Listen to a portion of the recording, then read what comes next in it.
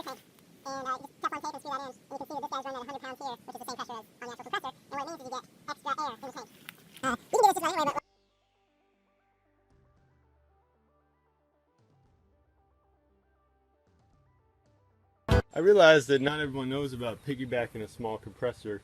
You know, the word on these small compressors is that you can only run, you know, like a brad nailer or a finish nailer off of them.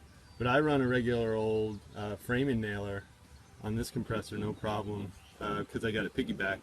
Piggybacking, all you got to do is go to your hardware store where they've got fittings for compressors and such, and just pick up a T.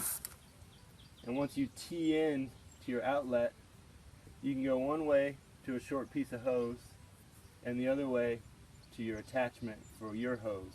This is where you'll put in your length of hose that goes to your tool or your tools.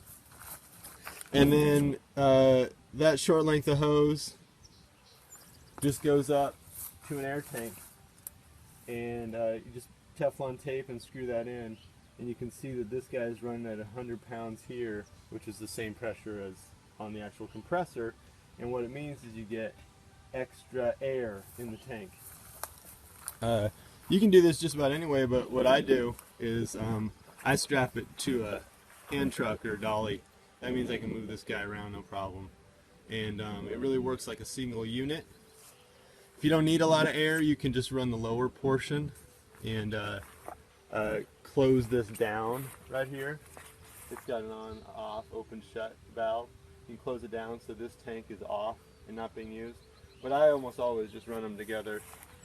And that's a piggyback compressor off this Makita model MAC700, which I found to be a pretty good compressor.